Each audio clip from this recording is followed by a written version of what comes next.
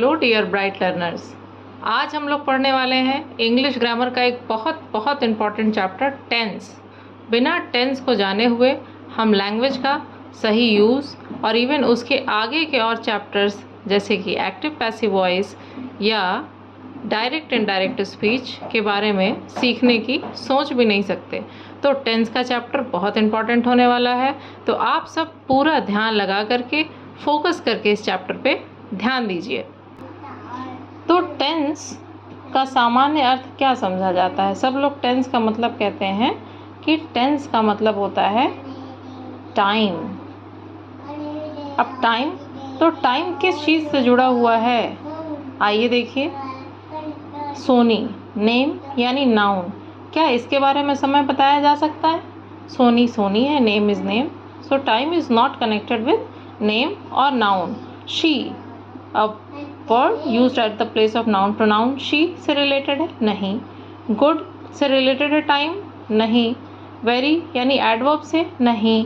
इन preposition से? नहीं। And क्या कंजंक्शन से रिलेटेड है? नहीं। Hurray interjection? नहीं। टाइम किस चीज़ से कनेक्टेड होता है?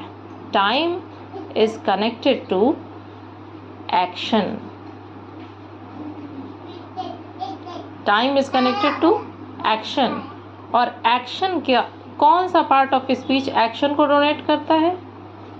You get, that is verb. और वर्ब क्या है? ईट। यहाँ पे जैसे दी हुई है, अब एक वर्ब है ईट यानी वर्ब। अब इसमें टाइम डिनोट कर सकते हैं कि ईट, सिर्फ ईट कहने से तो इसका सेंस निकल के आया कि ये क्या है?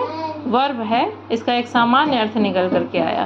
तो ये एक्शन का जब टाइम बताए, वर्ब जब एक्शन का टाइम बताए तो उसको कैसे यूज़ किया जाएगा? उसको यूज़ किया जाएगा किसी वर्ब कॉम्बिनेशन में। किसमें यूज़ किया जाएगा? किसी वर्ब कॉम्बिनेशन में। तो टेंस का मतलब क्या निकल के आया? टाइम तो है, टाइम ऑफ एक्शन, एक्शन होता है वर्ब, और ये वर्ब कैसे टाइम बताएगा? तो ये अपने डिफरेंट कॉम्बिनेशंस के थ्रू बताएगा टाइम। तो टेंस कनेक्टेड है टाइम से। टाइम किस चीज़ के? एक्शन से। एक्शन मतलब वर्ब, और वर्ब का कॉम्बिनेशन बताता है टेंस।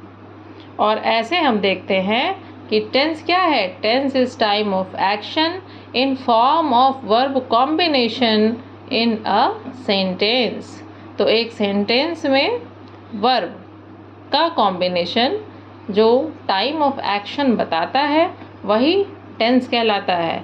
तो अब नॉर्मली किसी वर्ब का, किसी एक्शन का टाइम 3 हिस्सों में बांटा गया है, यानी टेंस को 3 हिस्सों में, 3 मेन हिस्सों में बांटा गया है। क्या क्या है?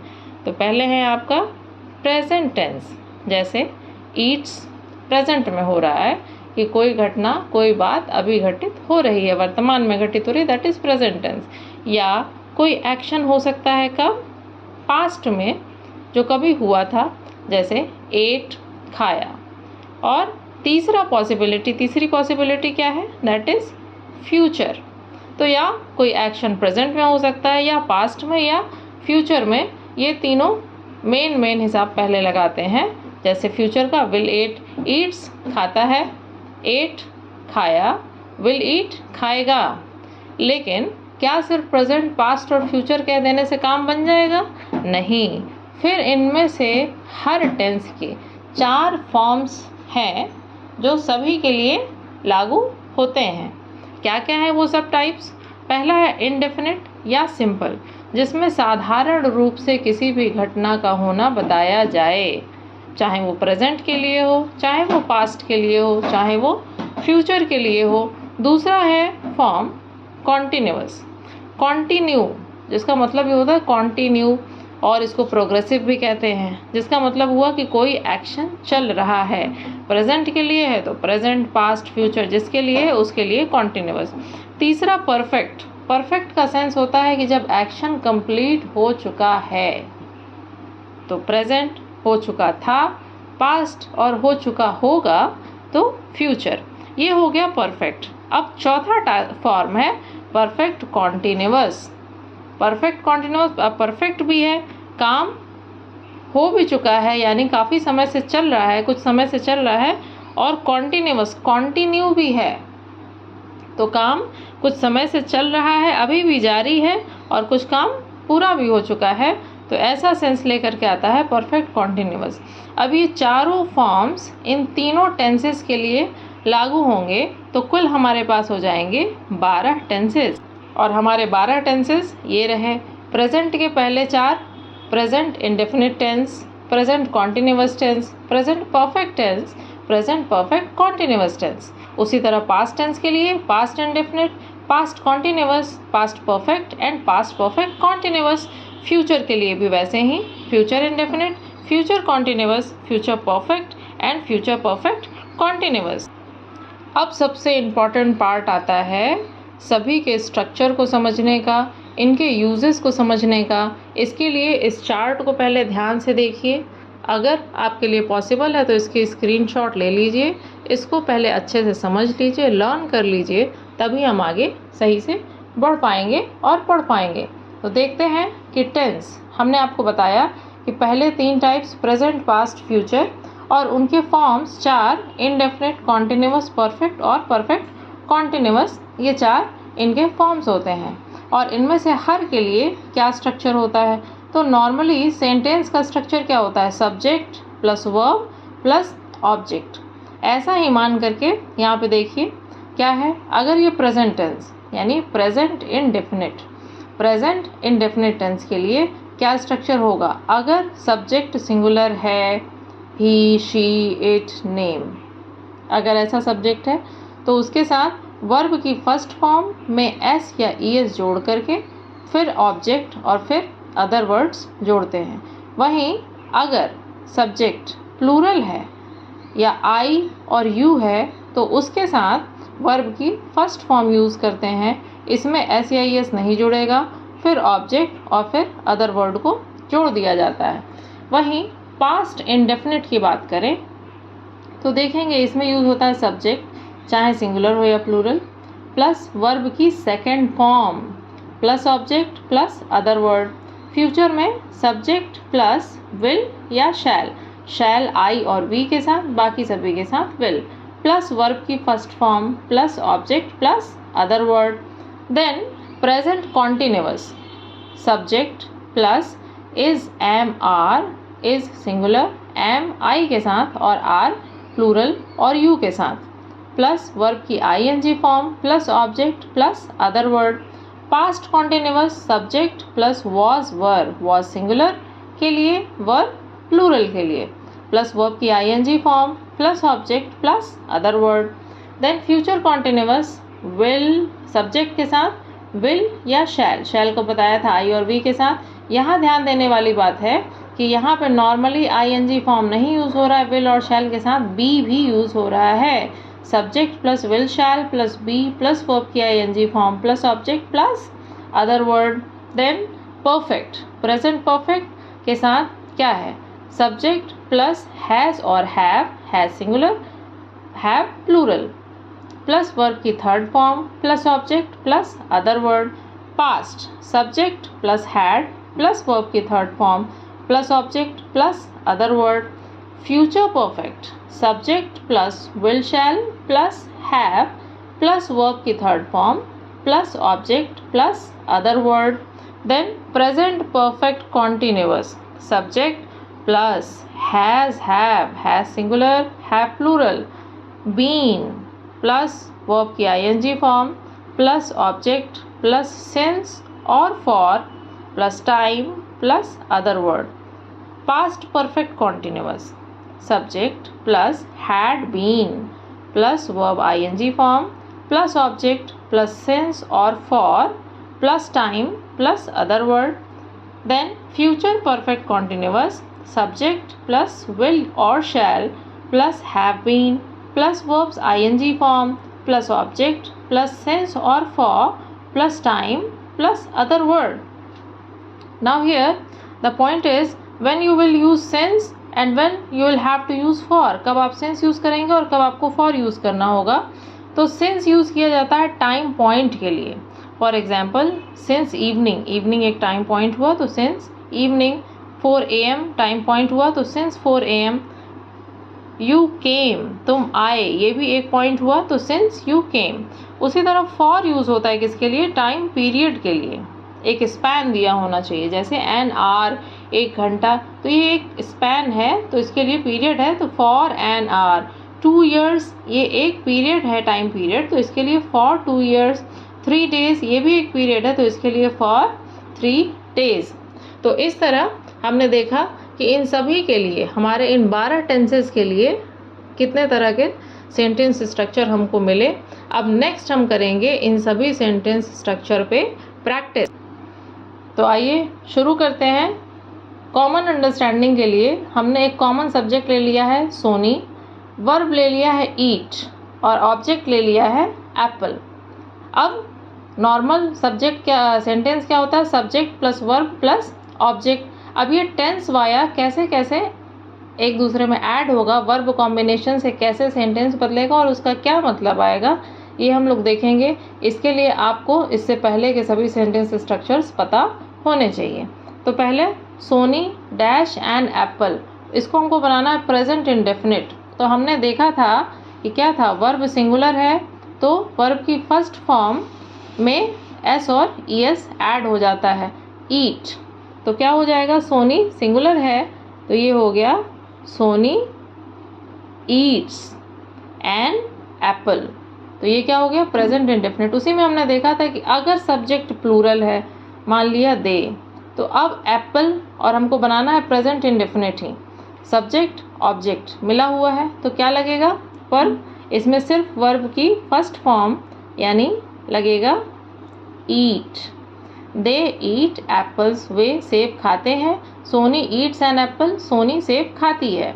अब नेक्स्ट है पास्ट इंडेफिनिट। पास्ट इंडेफिनिट के लिए हम लोगों ने देखा था सब्जेक्ट प्लस वर्ब की सेकंड फॉर्म प्लस ऑब्जेक्ट। तो वर्ब की सेकंड फॉर्म ईट क्या हो जाएगा? Ate. Soni ate an apple का मतलब हो गया सोनी ने सेब खाया या सोनी सेब खाई, ये पास्ट की बात हो गई। आगे फ्यूचर इंडेफिनिट अगर वही हमको बनाना है तो क्या हो जाएगा? हमने देखा था will shell, subject plus will और शैल प्लस वर्ब की first form.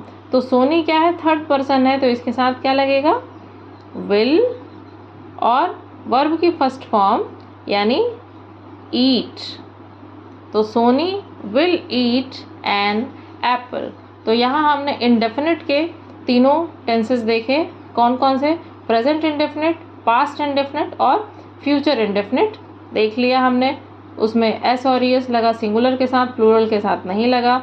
Second past indefinite में वर्ब की सेकंड फॉर्म यूज़ हुई और फ्यूचर इंडेफिनिट में विल या शैल के साथ वर्ब की फर्स्ट फॉर्म यूज़ हुई। अब हम आगे आते हैं कॉन्टिन्यूअस में।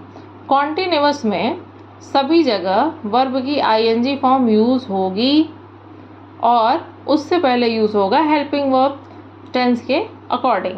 तो प्रेजेंट कॉन्टिन्यूअस टेंस में हमने देखा था कि हेल्पिंग वर्ब होता है इज, एम, आर। तो इज सोनी के अकॉर्डिंग क्या हो गया? इज। अब ईट का आईएनजी फॉर्म क्या हो गया? ईटिंग।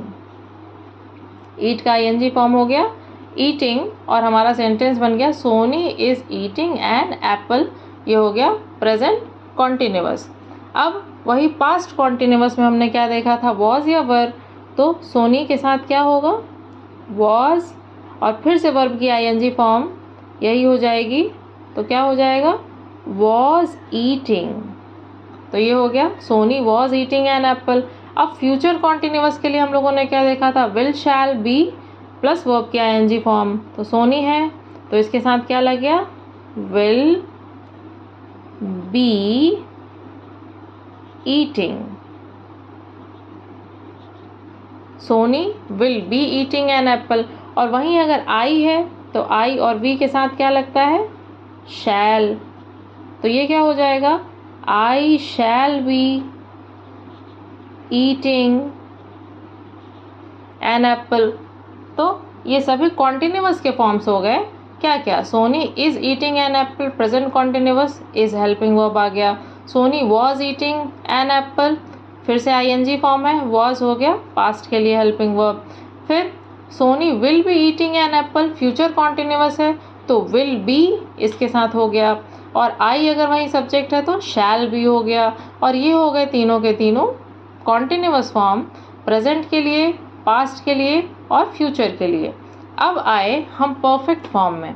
परफेक्ट फॉर्म में हमेशा वर्ब की थर्ड फॉर्म यूज़ होती है और उसके साथ टेंस के अकॉर्डिंग हेल्पिंग वर्ब यूज़ की जाती है। जैसे पहला हमने बनाना है प्रेजेंट परफेक्ट, उसके लिए सब्जेक्ट ऑब्जेक्ट हमारे पास है। वर्ब का हमको क्या यूज़ करना है, तो हमने देखा था कि हैज़ और हैव प्लस वर्ब की थर्ड फॉर्म। तो सोनी सिंगुलर है, इसके साथ क्या यूज़ करेंगे, हैज़। और वर्ब ईट की थर्ड फॉर्म क्या होगी, वो होगी ईटन। तो क्या हो गया, Soni has eaten an apple. Soni ने एक सेब खाया है या सोनी एक सेब खा चुकी है। अब इसी को पास्ट परफेक्ट बनाना है तो हमने पढ़ा था कि उसके लिए हेल्पिंग वर्ब होती है हैड, और वर्ब की थर्ड फॉर्म हमारी लग गई, वो क्या हो गया, ईटन। तो Soni had eaten an apple, Soni ने एक सेब खाया था या सोनी एक सेब खा चुकी थी। फिर फ्यूचर परफेक्ट हमें बनाना है तो उसके लिए हमने पढ़ा था सोनी विल हैव ईटन। जब हेल्पिंग वर्ब पहले लग गई तो अब हैव जो है सिंगुलर के अकॉर्डिंग नहीं यूज़ होगा, ये हैव ही यूज़ होगा, मेन वर्ब में ऐसे आगे यूज़ होगा। तो Soni will have eaten an apple future perfect हो गया। अब ये परफेक्ट के तीनों फॉर्म्स हमने देख लिए, present perfect, past perfect and future perfect. तीनों में हमने देखा ईटन ईटन ईटन यानी third form of verb I, और हेल्पिंग वर्ब चेंज हो गया टेंस के अकॉर्डिंग, हैज़, हैड और विल में। अगर आई और वी होता तो शैल हो जाता। अब बारी आती है प्रेजेंट परफेक्ट कॉन्टिन्यूअस, यानी परफेक्ट कॉन्टिन्यूअस। अब देखेंगे कॉन्टिन्यूअस मतलब आईएनजी फॉर्म, और परफेक्ट वर्ब की थर्ड फॉर्म भी दिखानी है। तो अब जब आईएनजी फॉर्म भी दिखानी है और थर्ड फॉर्म भी दिखानी है तो वो थर्ड फॉर्म ही दिखाने के लिए बीन का यूज़ किया जाता है, और वर्ब की आईएनजी फॉर्म कॉन्टिन्यूअस दिखाने के लिए यूज़ की जाती है। तो ये कैसे हो जाएगा, और इसमें दिया होता है टाइम। हमने बताया था कि कोई एक्शन चल रहा है तभी कंटिन्यू है, और परफेक्ट कुछ समय से चल रहा है तो वो टाइम ड्यूरेशन भी बताना होगा। तो क्या हो जाएगा प्रेजेंट परफेक्ट कॉन्टिन्यूअस के लिए, देखे थे हम लोग कि अगर सिंगुलर है तो हो जाएगा Soni has been eating an apple. अब इसके आगे क्या दिया है, 10 मिनट्स। तो 10 मिनट्स क्या है, एक टाइम ड्यूरेशन है, तो टाइम पीरियड है। टाइम पीरियड के लिए हम लोगों ने देखा था कि हमको क्या यूज़ करना है, फॉर। तो ये सेंटेंस हमारा क्या हो गया, Soni has been eating an apple for 10 minutes. Soni 10 minute से, एक टाइम पीरियड बताया गया है और एक्शन अभी चल रहा है, तो सोनी 10 मिनट से एक सेब खा रही है। तो ये हो गया प्रेजेंट परफेक्ट कॉन्टिन्यूअस। अब पास्ट परफेक्ट कॉन्टिन्यूअस, यही बात पास्ट में कि पास्ट में किसी समय पे कोई काम कुछ समय से चल रहा था। तो ये भी सिंपल है कि क्या, सोनी के साथ, इसमें किसी के भी साथ हेल्पिंग वर्ब यूज़ होगी हैड, और उसके साथ यूज़ होगा बीन। तो Soni had been eating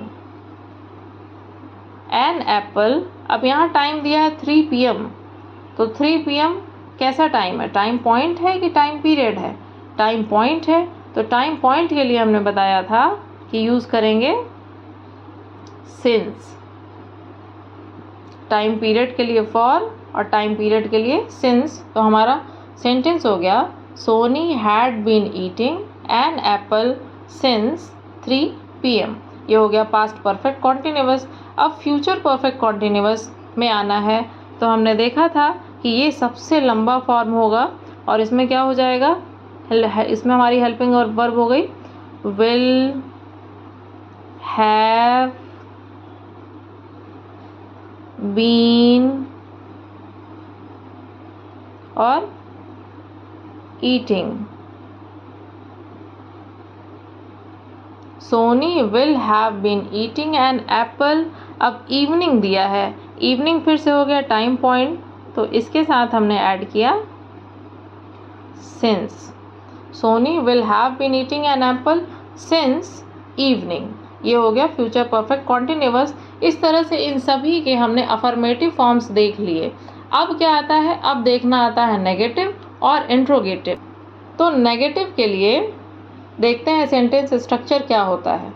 negative sentences का सेंटेंस स्ट्रक्चर होता है subject plus helping verb plus not plus main verb plus object plus other word और फुल स्टॉप। तो हमने देखा वहाँ सोनी और ईट का मेन वर्ब ले करके हमने सारे सेंटेंसेस बनाए थे।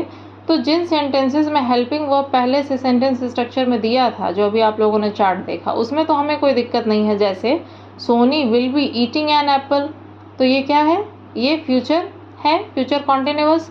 तो Soni will be eating an apple, तो ये विल के बाद हेल्पिंग वर्ब के बाद सीधे सीधे नॉट लगा दिए, तो हो गया Soni will not be eating an apple. तो ये हो गया इसका नेगेटिव। उसी तरह Soni is eating an apple, ये क्या है, प्रेजेंट कॉन्टिन्यूअस है। तो इसमें भी हेल्पिंग वर्ब दी हुई है, मेन वर्ब दी हुई है अलग अलग। तो इसमें क्या हो गया, Soni is not eating an apple. तो ये क्या हो गया, नॉट यहाँ पे लगा दिया इसके बाद और नॉट यहाँ पे लगा दिया, तो इसका नेगेटिव बन गया। तो जहाँ पे हेल्पिंग वर्ब और मेन वर्ब अलग अलग दी हुई है वहाँ पर तो दिक्कत नहीं है। दिक्कत कहाँ होगी, जब हेल्पिंग वर्ब अलग से नहीं दी होगी। तो किस में नहीं दी होती है, तो दो ही ऐसे होते हैं टेंसेस टाइप्स। कौन से, प्रेजेंट इंडेफिनिट टेंस। उसमें क्या होता है, सेंटेंस आपने देखा सोनी ईट्स एन एप्पल। अब ये ईट्स में अलग अलग तो है नहीं, तो देखो वर्ब की फर्स्ट फॉर्म में जब एस और ई एस लगा हो तो ये इक्वल होता है किसके, डज प्लस वर्ब की फर्स्ट फॉर्म के। अब इनको ऐसे लिखा क्यों जाता है, लिखा इसलिए जाता है कि जब हमें अफर्मेटिव सेंटेंसेस यूज़ करने होते हैं, जैसे Soni eats an apple affirmative है, तो ऐसे यूज़ करना हुआ तो इसमें वर्ब की फर्स्ट फॉर्म में एस या ई एस लगाए। और अगर हमें नेगेटिव या इंट्रोगेटिव बनाना होता है तो इसी को हम बांट देते हैं डज प्लस वर्ब की फर्स्ट फॉर्म में, यानी eats is equals to does eat. तो ईट्स किसके बराबर है, डज ईट के बराबर है। इसको अफर्मेटिव के लिए यूज़ करेंगे, इसको नेगेटिव या इंट्रोगेटिव के लिए यूज़ करेंगे। तो स्ट्रक्चर हमने यहाँ बता दिया। तो अब क्या हो जाएगा, सोनी ईट्स एन एप्पल को क्या हो जाएगा, सोनी हेल्पिंग वर्ब मिल गई हमें, क्या है, डज। उसके बाद क्या यूज़ होगा, नॉट। तो सोनी डज नॉट। फिर मेन वर्ब क्या है, ईट, तो क्या हो गया, ईट। और हमारा सेंटेंस नेगेटिव तैयार हो गया, Soni does not eat an apple. इसी तरह से इसी टेंस के लिए जब सब्जेक्ट प्लूरल हो तो वर्ब की फर्स्ट फॉर्म दी होती है, उसमें ऐसे आई एस नहीं लगा होता है। अब इस तरह के लिए वर्ब की फर्स्ट फॉर्म इक्वल होती है डू प्लस वर्ब की फर्स्ट फॉर्म के। उसी तरह से अफर्मेटिव और ये नेगेटिव और इंट्रोगेटिव के लिए। तो यानी ईट बराबर है किसके, डू ईट के।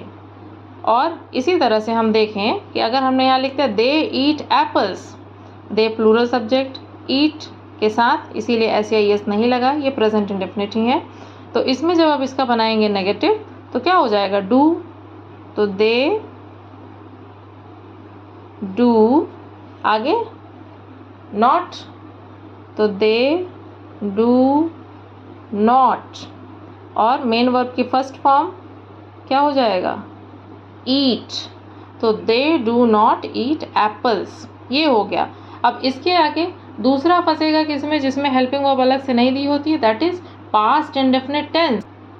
तो पास्ट इंडेफिनिट टेंस में देखा था Soni ate an apple, verb की सेकंड फॉर्म यूज होती है। तो इसी तरह से second form of verb is equal to did plus verbs first form, affirmative negative interrogative. यानी एट, जो एट यहाँ दिया है that ate is equal to did eat, यानी डिड प्लस वर्ब की फर्स्ट फॉर्म। तो जो यहाँ लिखा था सोनी एट एन एप्पल, इसका नेगेटिव क्या हो जाएगा, Soni did not eat an apple. Soni ने सेब नहीं खाया, सोनी सेब नहीं खाई थी।